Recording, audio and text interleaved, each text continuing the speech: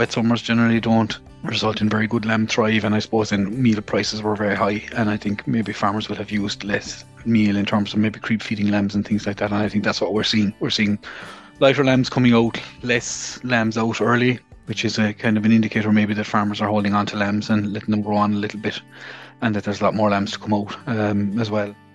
Hello, I'm Kieran Lynch and welcome to OviCast, the Teagasc Sheep podcast.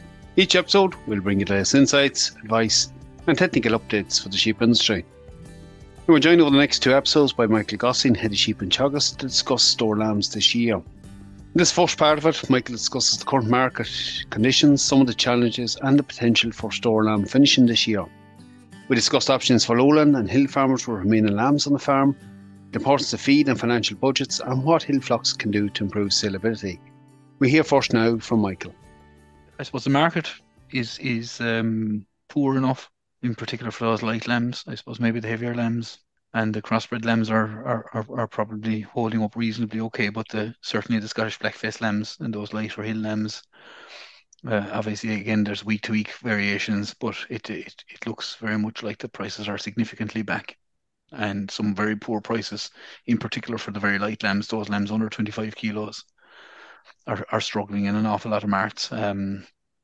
The other thing, just talking to some of the marts, I think maybe numbers are back as well, so they're not seeing the same number of lots coming through the marts. And I think that might be an indication that farmers are holding on to lambs, having fed lambs maybe, and that there's a lot of lambs still to come out there. So I think this year was a challenging spring, and I think that, we would have seen from both the weights from the Better Farm program participants and also from the Sheep Ireland CPTs that across the board lamb weights were back at kind of 40 days, 7 weeks of age, kind of those that marker there. That's a kind of a good indicator as to how your milk yield is doing and how lambs are thriving. I think that would have been back across the board. So we've no reason to expect it was any different across commercial farms, that lamb performance is slightly back. We've had a wet summer, and wet summers generally don't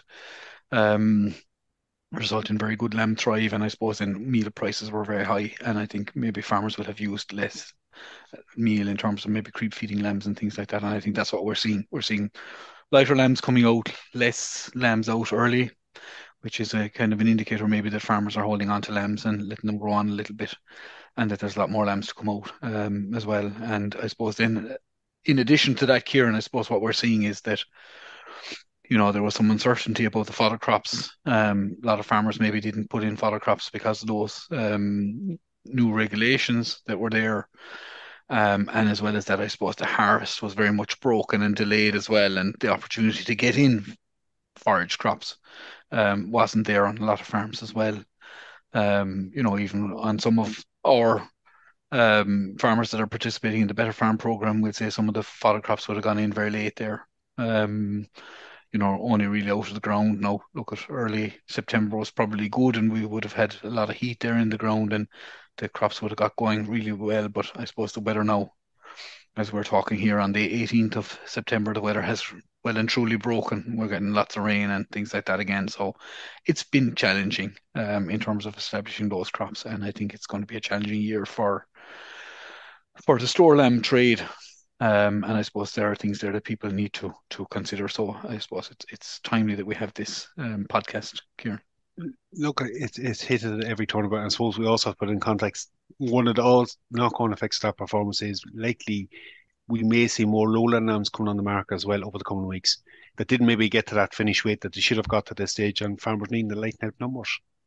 Yeah, look at I suppose on the lowland side of things, one of the things that we are seeing is that farmers have, it's quite a bit of grass around, but I suppose the big challenge we have now at the moment is weather, and the wet weather is making it difficult to get good graze outs and to get utilization and things like that, and I suppose that's an issue that's there as well. So look at Kieran, I suppose that we could paint a lot of doom and gloom. And look, there are challenges there, and there's no point in overselling it and making a positive picture out of it. There are challenges, but there are also options there for farmers, and I suppose that's what we're here to talk about: is what are the options and what should farmers be doing? What are the things that people can look at in terms of, which is the best route to take for No, them. like your point's well made. Like for those that are in that store lamb finishing, it has been a profitable enterprise for many years, and there is still a great potential within it. Absolutely. So, and I mean, if we look at store lamb finishing in the kind of, early noughties, it was generally a low profit, big numbers game. I think really from kind of the 2010 onwards, 2009, 2010, store lamb finishing has by and large been profitable in most years. Look, there's been years where it has been more profitable, years where it has been less profitable. I think last year we probably didn't get that rise that maybe some people were expecting after kind of Christmas, January, February, March. It didn't rise as high maybe as people were hoping for. And then again, I suppose last year, concentrate feed prices were very, very, very high. And that is an enterprise that there's a significant amount of meal goes into it. That said, I think there was still a margin there for most people, and I think there are still people out there that will be buying store lambs, and there are options there for farmers to look at. Do I finish my own lambs? Do I feed on lambs? Don't I feed on lambs? Do I um, feed on a proportion of the lambs? Do I sell a proportion at stores?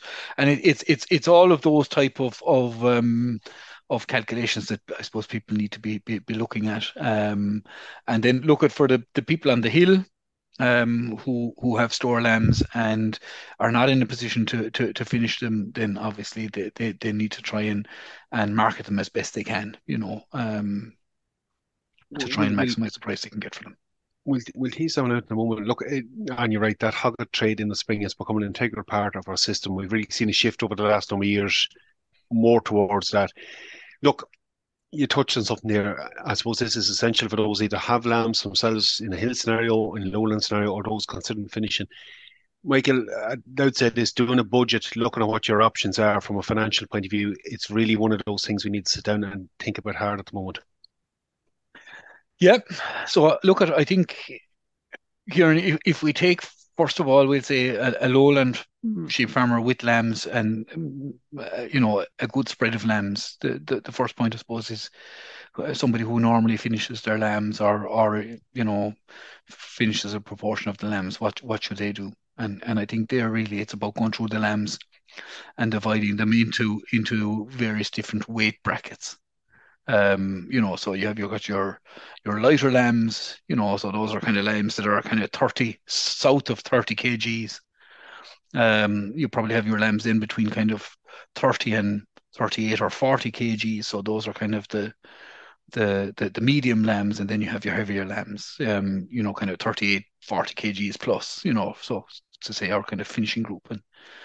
And really, I suppose the situation there for each individual farmer is to have a look at what proportion of lambs fall into those different categories and how much grass is available or how much fodder is available on the farm. So whether that's grass or it's a forage crop or an opportunity maybe to take lambs off farm and finish them on a neighboring cattle farm or all of those different combinations that are out there and see how much grass is there.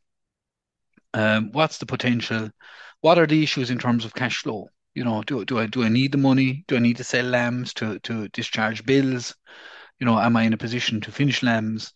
Um, and when do I need the money? When do I need to start getting money in from some of these lambs? So for an awful lot of people, I suppose what's happening at the moment is those lambs that are kind of north of that 38, 40 kgs, they're probably inside in finishing groups at the moment, being fed maybe half a kilo or 0.7 of a kilo meal and feeding those lambs into finishing weights and drafting them as they come fit.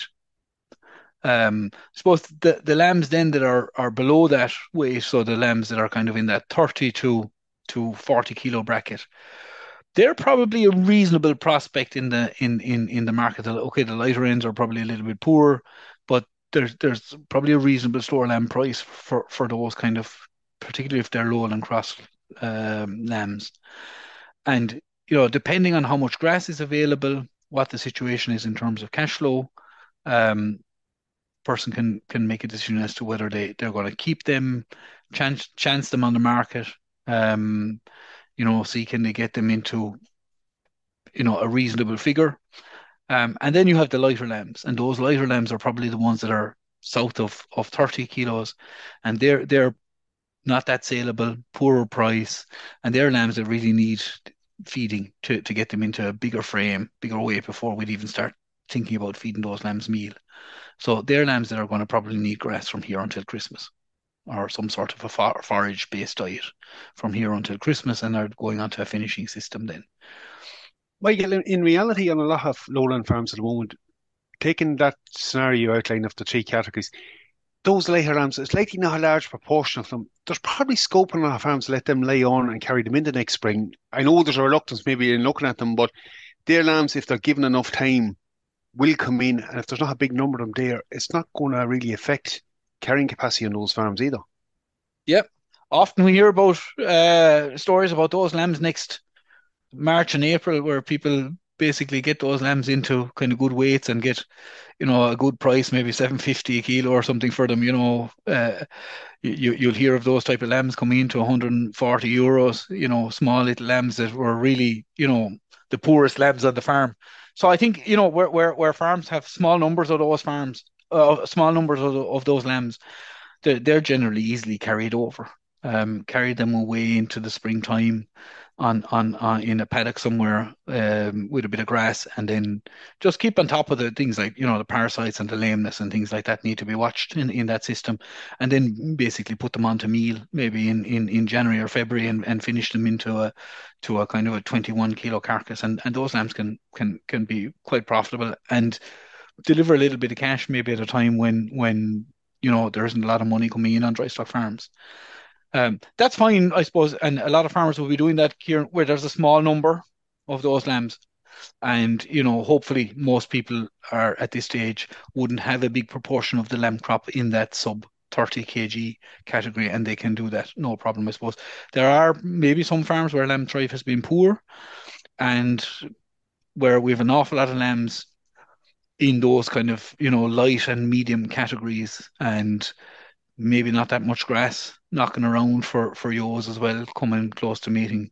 And then maybe a decision has to be made to start offloading stock, because we just don't have enough grass to carry everything. So we need to be very careful when we're finishing lambs on the farm that we don't compromise next year's lamb crop. And next year's lamb crop is starting now, really. So it's the grass available for the ewes in terms of making sure they're in good condition for mating, and for the period after mating up to the point of housing. We need to have enough grass to make sure that the ewe flock doesn't lose body condition. And that's where a little bit of budgeting here comes in. It's about going around and checking and seeing, okay, if I have these 50 or 60 lambs here, can I run them around there on is there 10, 15 acres that I can allocate to them that's not going to impact on the ewes or the cattle enterprise or whatever enterprises are on the farm, and then make a decision based on that. The other thing, I suppose, Kieran, there just is we have a store lamb finishing calculator, and I think that's probably a good time to bring that into this conversation.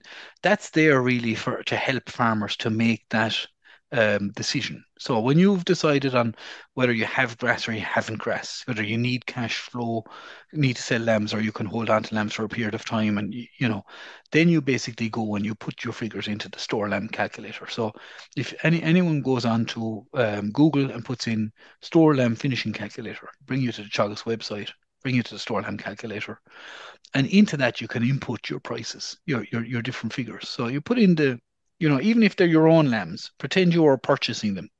What would those lambs make today if you went to the mart? Say if I had, for argument's sake, a 38 kg lamb, and I was taking it to the mart, and I go to the mart and I find out that lamb is making 105 euros. Put that price in there, 105 euros, 38 kg lamb, and when I'm going to start feeding him, how long I'm leaving it out of grass, concentrate price, all of those, veterinary costs, transport costs, those all slot into that store lamb calculator. The beauty about the store lamb calculator is that it gives you kind of little hints as to what the different when you're inputting the data, it gives you kind of guidelines. Now you can put in your own figures. You can go with guideline figures, and then basically what it does is it works out a predicted sale date and a predicted carcass price, and that predicted carcass price is based on the last 5 year average prices at that particular time when you'll be selling, and it gives you a potential margin from that. So farmers can put in the figures, put in what they think their lambs are worth in the market today, see how much they're paying for meal, all the various different costs, and then say if I took the price today in the mart, whatever it is going to be, €100, €105 for my lambs, would I be better off if I held them on? What would the margin be? And then make an informed decision based on that. So it's not only a tool just for those purchasing, it's a very useful way of actually reckoning, well, where do I need to draw a line under this for my own lambs? So giving you some insight into predicted finish times on them. Absolutely. Yeah. Yeah. So it basically operates on you can select the level of performance of grass, good, average, or poor, and then it'll give you based on that. And when you start meal feeding, it'll give you a predicted sale date. And look I mean, these are their average figures and their average predictions, but generally it's pretty much on the ball in terms of where the margin will be at. And very often, what we're seeing when we're doing that with a group of farmers is that if the margin is €10 or less, the farmer may say, okay, look at I'll sell them at stores, and if the margin is €10 or greater than €10, the farmer may say, geez, I might, if I don't need the cash flow at the moment, I might hang on to them lambs and chance finishing myself, obviously provided that I have the grass and all that, and it's not going to impact on ewes and various other enterprises on the farm. So it's a useful tool. Look, it's one task that really does need to be completed at the moment, particularly given that change in weather we've seen. Look, we've touched on the lowland aspect of it. Let's maybe move back to the traditional store lamb. We're thinking of the hill lambs, the hill crossbred lambs. They have met a very challenging season this year, Michael, and as you indicated earlier, it has been very variable week to week, mart to mart, how they've got on. What can they do to influence that price? Yeah, okay, and like that I suppose on the lighter end of that, it's a challenge for those people. And again, look at there are options, and I mean we've seen flocks last year that chose to keep the lambs. They weren't happy with the lamb price and chose and finished them and maybe plug the figures into the calculator and see is there an option there. So there will be a proportion of hill flocks that might be able to get a bit of grass somewhere for these lambs. Might have grass themselves, or might even have housing, and have options for the categories of lambs. And again, I'd be saying there for those people, have a look at what you have. Again, go through your weights, divide them into the different weight categories, and that's very important. That you divide them into the different weight categories and see what lambs are there in the different weight categories, and what the options are for those. So farm with a lot of in by ground, good bit of green ground. If there's grass there, maybe taking those lambs into a little bit heavier weight, maybe putting a little bit of meal in there. Meal prices are coming back a little bit and feeding a little bit of meal.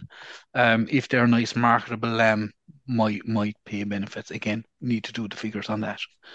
Other than that, then it's about presenting lambs and not mixing heavy lambs with light lambs and cleaning up lambs, trying to bring lambs in dry. And clean backsides and dosing lambs and things like that will help market them as well. Like so, look at having more saleable lambs on the day. Yeah, trying to have a more saleable, separating out wether lambs from ewe lambs or ram lambs from wether lambs. And all of that type of thing. So running in groups that are uniform, make them more presentable for sale. We'll leave it there for the first part of this episode. Michael's covered a lot of important areas to consider. I have thrown up a link to the store lamb calculator in the show notes. It's a useful tool, as we've indicated, to go back on. That's it for me for this episode. Again, for updates on the sheep programme, keep an eye on our Twitter page at Teagasc Sheep. I'm Kieran Lynch. Thanks for joining us. Don't forget to subscribe and follow us for more episodes.